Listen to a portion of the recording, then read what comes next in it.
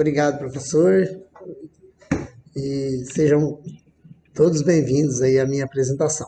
Então, o meu trabalho, eu quero falar sobre o desenvolvimento da matemática no dia a dia das escolas.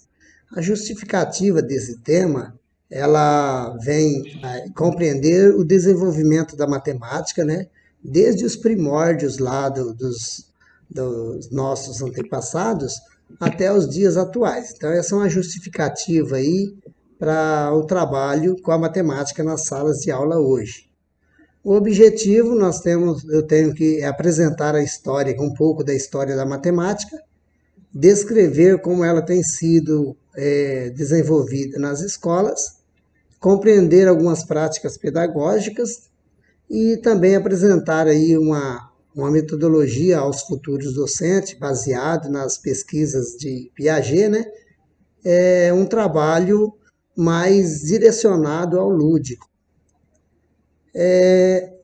Então, inicio aqui falando sobre o surgimento da matemática, né? Que a matemática ela surge a partir da necessidade do homem, aonde que os seres humanos ali inicia-se com a coleta, né? A coleta, a pesca, a caça, e aos poucos eles precisam estar ali atentos às coisas da natureza, aos problemas da natureza, para que eles possam assim estar atentos à busca da sua alimentação e também para fugir dos animais predadores, que na época o ser humano ele era nômade, e por ser nômade ele não tinha uma morada fixa, não tinha um lugar de se esconder onde que eles pudessem ali estar se protegendo, né? E com isso eles tinham a necessidade deles era apenas de ir buscar alimentação e, e se deslocar de um local para o outro. E com essa vida nômade, o que o homem faz? Todos os dias eles têm que buscar, têm que ir atrás, procurando resolver as suas necessidades, né? A partir do momento, desculpa, a partir do momento que o homem ele inicia-se o processo de sedentarismo, o que surge ali? Surge uma nova necessidade que ele busca conhecer as formas da natureza, né, de forma mais prática, e eles passam a conhecer ele de forma bem simples, uma necessidade da geometria, por exemplo, né? A contagem, aí ele começa a ter um processo de produção em excedente, porque ele já deixou a vida nômade e está tornando um sedentário. E o sedentarismo faz com que eles produzam em excedência. E produzindo em excedência, começa a surgir novos problemas. E esses novos problemas que começam a surgir, por exemplo, é o excedente. O que eu fazer com esse excedente? Então, com o excedente, o que o homem faz? Ele começa a ter o processo ali do escambo, né? Que é o comércio, na verdade, que é o que chamamos, dado o nome como escambo. E com essa produção do escambo, o homem necessita fazer a troca entre turmas, ou seja, de um grupo de seres humanos, né, dos homens, formaria um novo grupo, uma nova troca, desculpa aí, uma nova troca. E trocando o produto, surge a necessidade de criar uma forma de contagem. E eles não tinham essa preocupação ainda. Mas como contar? Como quantificar? E aí surge então aí uma matemática de forma rudimentar, né? E a partir do surgimento dessa matemática, o homem tornou-se sedentário, surge também a necessidade deles fazerem ali as irrigações dessas plantações, que agora eles já plantam, eles já plantam, eles já colhem, e eles também já começam a ter esse excedente. E como registrar isso? E aí entra a matemática. Na geometria, por exemplo, a irrigação já entra ali um novo estudo, uma nova forma deles descobrir como resolver os problemas de irrigação, tempo de colheita, a verificação de horas pelo sol, tudo isso inicia-se nesse processo do homem que ele se torna sedentário. Então, nos parâmetros curriculares nacionais, lá de 1997, nós, da página 26, já vemos ali também que fala sobre esse sedentarismo do homem, sobre essa necessidade do homem estar buscando conhecimentos referente ao seu processo de estagnação, dizendo assim, né? Ou seja, de sedentarização. E falando também sobre essa vida dos antepassados, aí, dos nossos, os homens anteriores, segundo Rosa Neto, 2010, citado lá no livro do professor Martinelli, né, que é o livro Materiais Concretos para o Ensino, os anos finais do ensino fundamental, vemos ali a necessidade de subsistência dos seres humanos, que a coleta, ela não é mais aquela coleta simples. Por que não é mais uma coleta simples? Ela é uma coleta onde os seres buscaram, né, começaram a plantar, e a partir desse plantio tem esse excedente que se torna o início aí de um processo chamado escambo. Também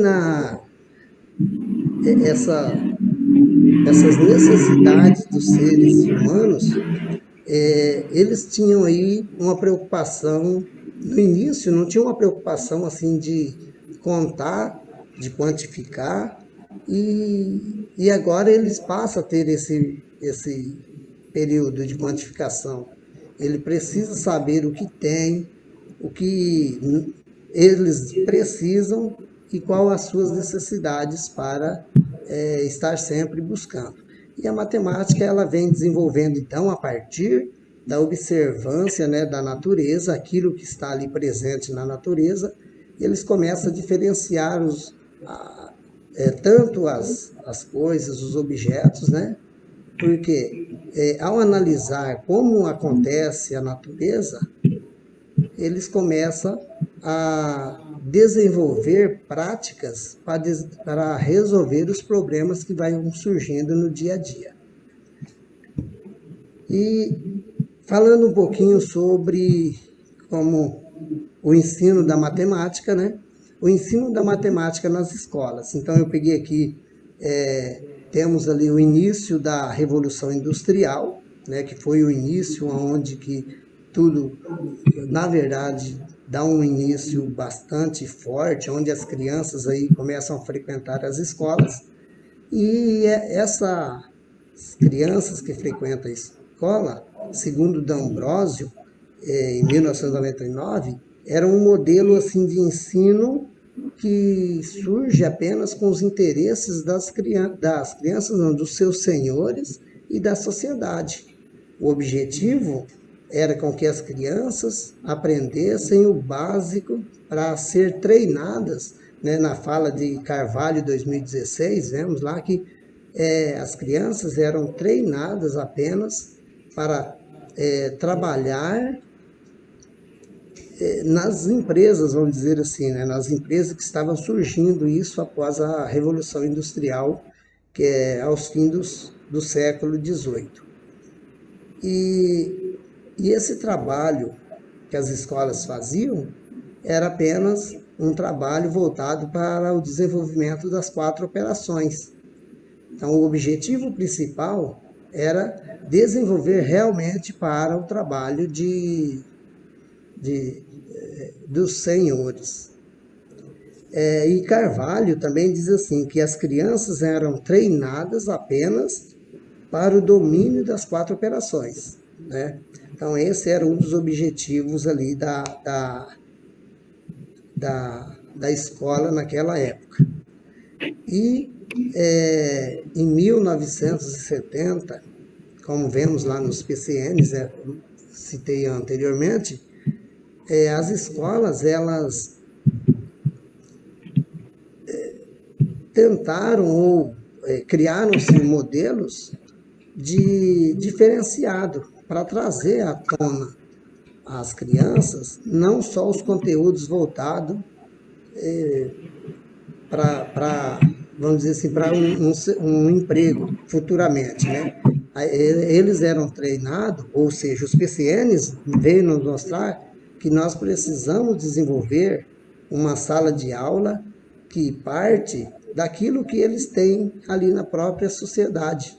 Então, quando a gente se fala em conteúdos que partem, conhecimentos, né, que vai partir do cotidiano das crianças, é trazer para a sala de aula objetos, coisas que as crianças vivem no dia a dia. E com isso desenvolver nelas ali a vontade de aprender e não só treiná-las para um desenvolvimento para empresas ou para qualquer um outro serviço, né? E Piaget, citado por Davis e Oliveira, 1994, página 37, ele nos mostra assim, quer dizer, Davis e Oliveira, de 1994, né? Ele cita Piaget e diz assim, que Piaget foi um dos grandes precursores do interacionismo. Então, o interacionismo, segundo Piaget, ele é a incorporação daquilo que a criança vive com a sala de aula, ou seja, fazer uma interligação das duas coisas ao mesmo tempo. Então, eu pego lá fora da sala de aula, por exemplo, lá um mercadinho, né? E trago para a sala de aula alguns objetos para ser trabalhado com as crianças.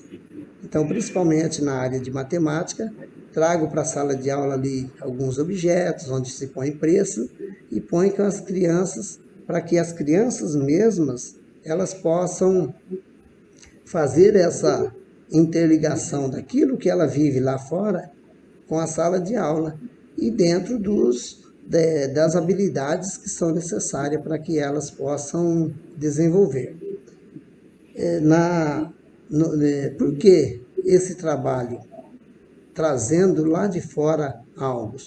Porque vemos que Piaget, ele foi um grande precursor dos jogos. Ou seja, ele defendeu sempre a ideia de trabalhar os jogos na educação. Então, de forma dinâmica, ele diz assim, que os jogos não são apenas uma forma de divertimento. Então, o que os jogos são? Eles são meros transmissores de conhecimento, desde que o professor cria uma didática ali voltada aos conteúdos, uma didática que assemelha aquilo que a criança tem que aprender.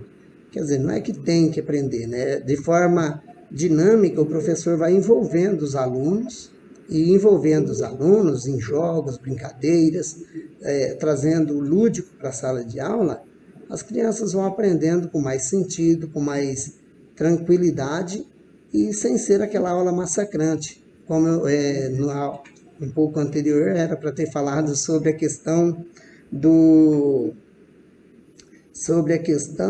de como eram as aulas de matemáticas anteriormente. Elas eram apenas aulas de forma que o professor era o único transmissor do conhecimento e as crianças eram reconhecidas apenas como meros receptores.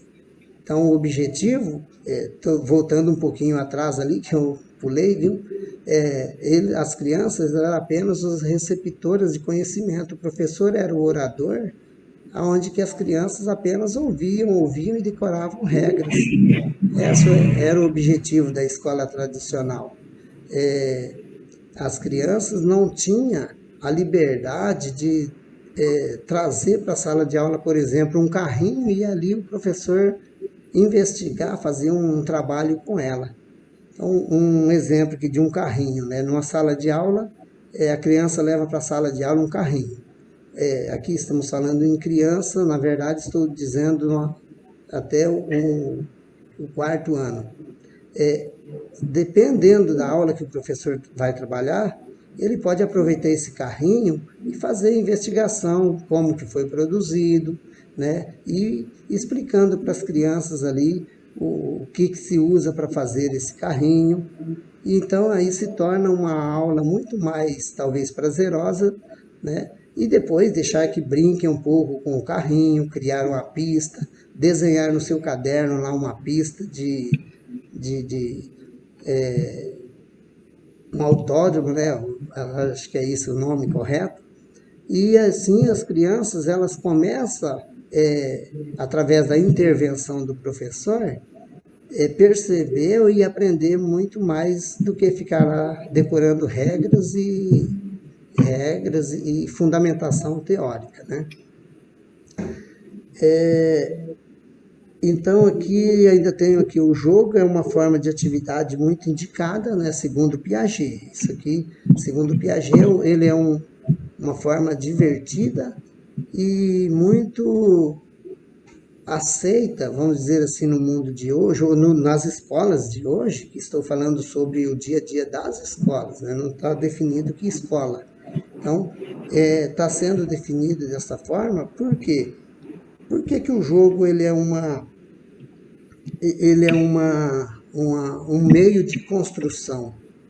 Porque através do jogo que vemos hoje aqui, aí na sociedade, que as crianças, desde as crianças menores, 3, 4 anos, até o ensino médio, a maioria dos alunos, ou quase todos, não generalizando, mas podendo usar esse termo, e usam aí o seu celular, tem o seu meio de comunicação, que é hoje os meios tecnológicos, e a escola ela precisa estar atenta a isso, tem que voltar um pouco mais para esse tipo de atividade, né? Tem que, creio eu, que ela tem que abrir espaço para que as crianças e adolescentes, né, eles tenham uma forma diferenciada da escola. Ou seja, acompanhar aquilo que eles vivem, né, e aproveitar-se disso para que eles possam desenvolver um trabalho aí nas escolas de forma mais lúdica e dinâmica. A metodologia, eu tenho tempo, né? A metodologia aqui que eu tenho aqui é uma metodologia interativa, né, que eu coloco aqui, pegando lá na construção do construtivismo de Piaget, que essa interação do aluno com a sociedade e resgatando aquilo que ela sabe e resgatando também aquilo que ela vive, as suas vivências, para que assim se torne prazeroso e lúdico, né? E aí eu trouxe um exemplo aqui, que quando trabalhei com alguns anos numa escola do município, em que eu trabalhei o cálculo de área. Então, as crianças, quando se fala, voltando um pouquinho ali, a gente fala em cálculo de área, perímetro. O que acontece? Muitos alunos, eu vi assim que muitos alunos, eles têm uma certa dificuldade para interpretar e entender o que é realmente área, perímetro. E eu fiz um trabalho com eles de uma forma diferenciada. Então, levei para a sala de aula uma corda e, utilizando dessa corda, pedi para que eles medissem com a régua 100 centímetros. E aí, a cada 6 centímetros naquela corda, eles fizessem um nó nela ou demarcasse lá com um cordão, né, um cordão colorido, para que ficasse marcado 1 metro. E após eles medirem essa corda toda, eu pedi que eles, a cada 2 metros, fosse dobrando a corda de modo que ficasse um quadrado. Então, em 2 metros, aí invertia-se para o lado esquerdo, né, e novamente para o esquerdo até ela voltar à ponta novamente. E aí se tornou um quadrado. E aí eu comecei a fazer uma investigação com aquelas crianças assim. Qual foi o valor que você tem daqui àquele ponto? Aí ele dizia 2. E ali, 2. E para cá, 2. Então, chegando-se à conclusão que as crianças perceberam que ali eu estava trabalhando o perímetro. E a partir de um material lúdico bem simples, né? Que se tornou lúdico por quê? Porque se tornou prazeroso. Naquele momento que estava sendo feito esse trabalho, as crianças elas se sentiram muito mais valorizadas, porque elas também estavam ajudando a construir o conteúdo para ser estudado. E as crianças ali, eles conseguiram, na verdade, tivemos 3 aulas, e com 3 aulas as crianças já saíram sabendo o que era perímetro e o que era a área. Então, essa é uma metodologia assim, que eu sempre venho batendo, trabalhando e conversando nas minhas videoaulas do estágio. Trabalhei bastante sobre essa questão de trabalhar o lúdico na sala de aula, né, que é a matemática hoje no dia a dia das escolas. Então, no dia a dia, falamos como ela foi implantada nas escolas, né, no século XVIII, lá ao meados do século XVIII, e hoje como um cronograma de como ela precisa mudar, ela precisa partir daquilo que as crianças conhecem. E o material, voltando um pouquinho, o material que eu comentei agora é o material que toda criança conhece, né? Então, a partir de um bambolê, em muitas escolas se tem bambolês, e a partir do bambolê dá para trabalhar esse conteúdo ou conteúdos matemáticos, né? E aqui nas considerações finais, acredito que dá quase o tempo, né? Ou não? Está quase findando, porque aí eu, na consideração final, fiz uma anotação assim, ó, que a matemática ela tem sido muito questionada nos dias atuais. Ah, mas por que meu aluno ele não aprende matemática? Por que quando eu ensino matemática eu não consigo mostrar aos meus alunos o caminho da resolução de problema? Porque às vezes a forma da explicação da matemática ela se torna fragmentada, ela é mais voltada ao tradicionalismo e não é esse, ao meu ver, não é esse mais o caminho dela. Nós estamos debatendo, estamos diante de inúmeras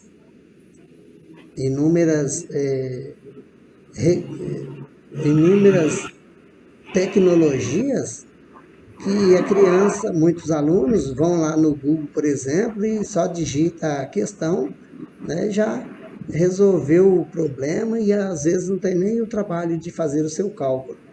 Então, se a escola ela não aprimorar, não ter uma mudança aí na questão de conteúdos, ela está perdendo espaço cada vez mais para os meios da tecnologia. E esse trabalho com jogos e a ludicidade na educação, ela já desde Piaget e Vygotsky já falava sobre esse trabalho. Como trabalhar isso? Mas ela não era entendida, talvez, né, da forma como eu hoje percebo ela, que já trabalhei em salas de 8º e 9º ano, que eu não tinha uma visão que hoje eu tenho. Então, a partir desse momento, a partir desse curso e das pesquisas que fiz aí em cima dos autores, hoje eu consigo perceber e ver ela de forma muito mais tranquila, muito mais lúdica, e ela pode ser ensinada de forma bem prazerosa e sem aquele questionamento. Por quê e como ensinar a matemática? Então, se parte daquilo que a gente tem e aquilo que a gente vive, né? Acredito que aqui que eu tenho aqui para dizer que esse é um trabalho assim que eu venho pesquisando há muito tempo.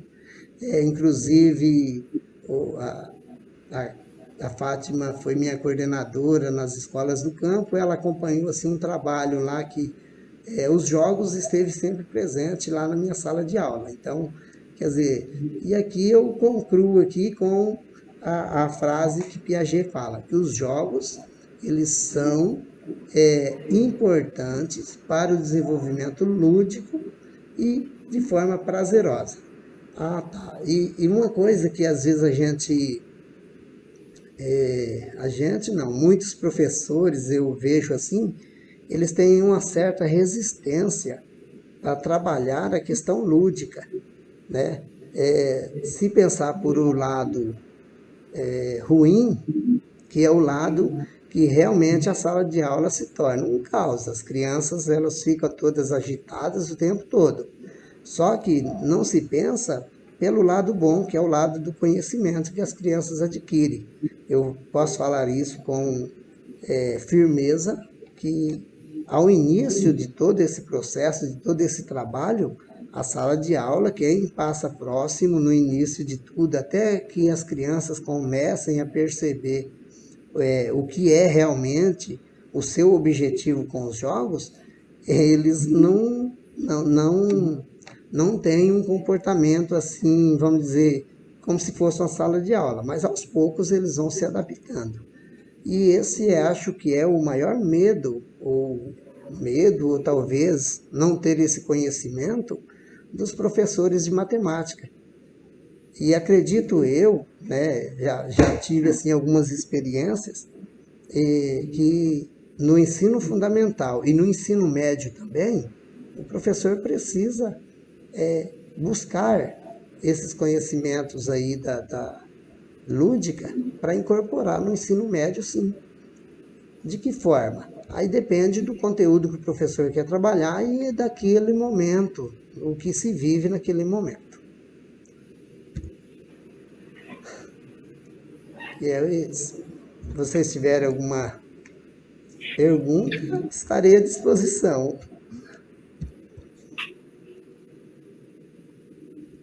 Joia. Vamos lá, então. Essa é a sua terceira faculdade, professor? Essa é minha segunda faculdade. Segunda, você é formado em quê? Sou pedagogo. Pedagogo. Então, me conta um pouquinho dessa sua história, como que você quis se tornar um pedagogo e agora um professor de matemática. Então, eu em 96, né, na verdade 95, eu terminei o ensino médio. E ao terminar o ensino médio, eu fui convidado a substituir um professor. Eu já tinha, assim, aquela vontade de ser professor, né? Tinha duas profissões em vista, mas a mais que eu imaginava mais era ser professor. E aí, em 96, eu fui convidado a substituir um professor 2 anos.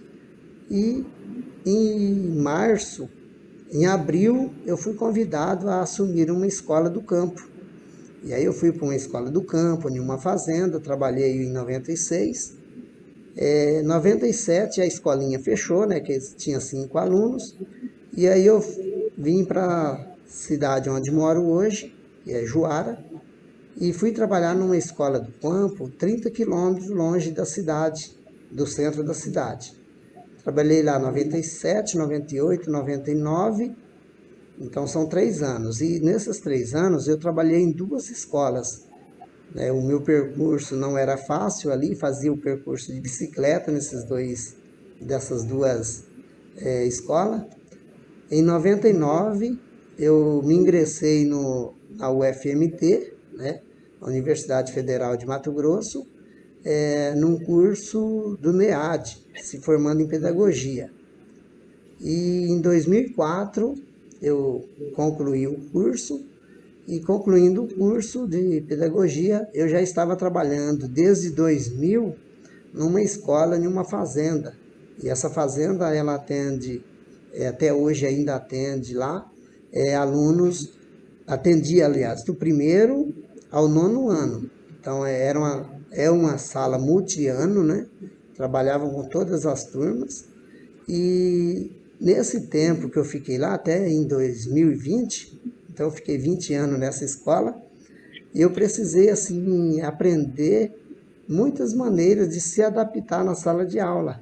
Foi aonde que eu trabalhei com jogos, desde a partir do Penai, né, que está no meu trabalho, eu escrevi sobre o Penai também aí, que desde o Penai e o Gestar, eu fui aprendendo novas técnicas de trabalhar envolvendo todas as turmas, de primeiro ao nono ano.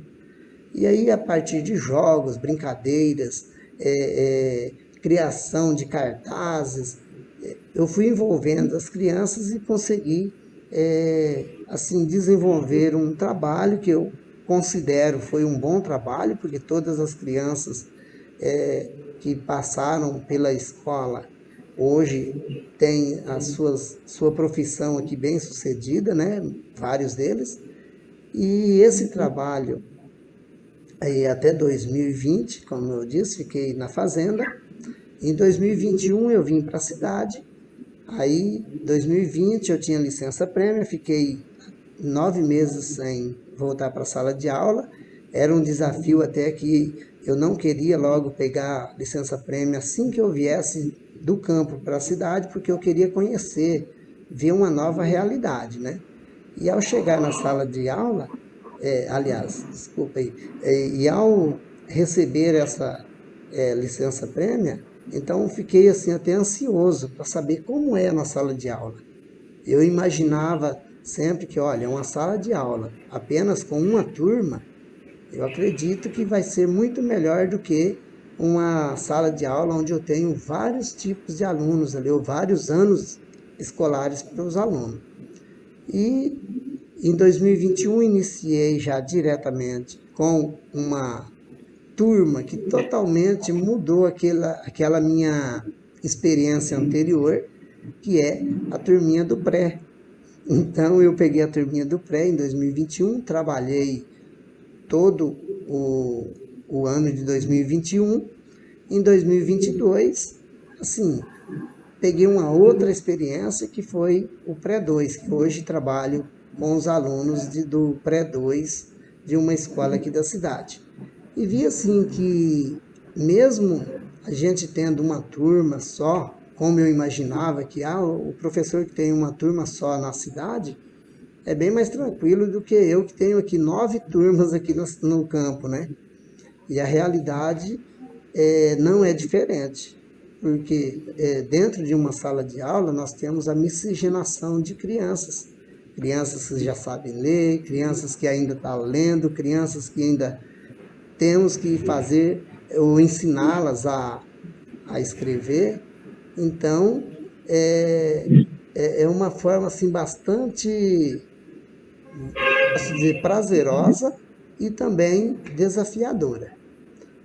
Em 2018 para 2000, que eu sou da turma de 2018, onde eu me ingressei nesse curso de matemática, porque eu sempre, comecei a trabalhar com jogos e brincadeiras na educação, eu vi que era assim, opa, esse é um caminho bom, eu já gosto de matemática, eu vou fazer matemática e vou começar a escrever artigo, eu quero trabalhar mais no sentido assim de desenvolver e levar aos outros professores que o trabalho com jogos e brincadeiras na sala de aula, ela deve existir, ela tem que acontecer desde o prézinho, vamos dizer assim, até o ensino médio.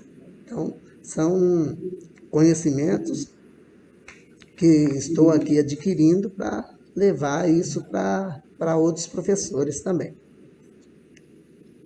Joia. E professora Maria de Fátima, quer fazer alguma pergunta, alguma consideração? Fique à vontade, prof.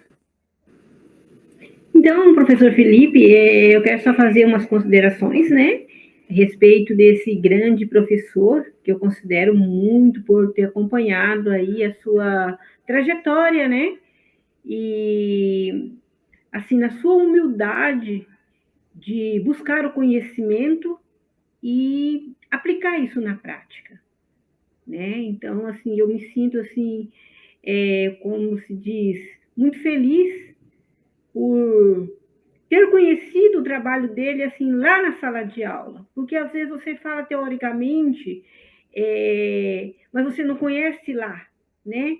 Então eu tive essa oportunidade de conhecer o trabalho dele na busca do aperfeiçoamento e também no envolvimento de sala de aula, na prática ali, o trabalho com o aluno, assim, o esforço, a boa vontade, né, de fazer a coisa acontecer de fato.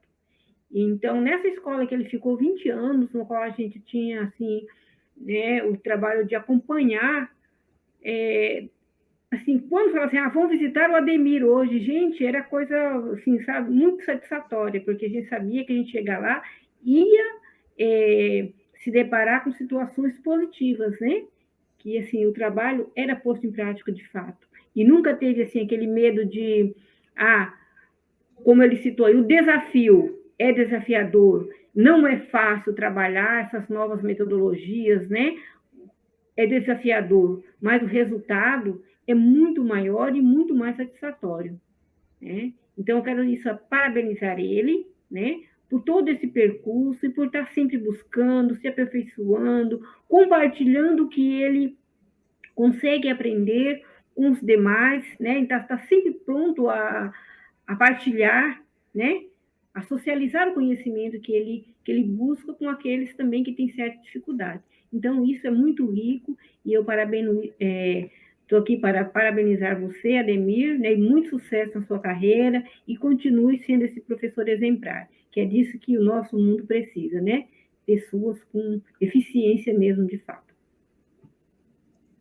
Obrigado, Fátima. Obrigado, professor Felipe. Joia. Obrigado, professora Maria de Fátima. Então, eu vou finalizar a sua nota, professora Ademir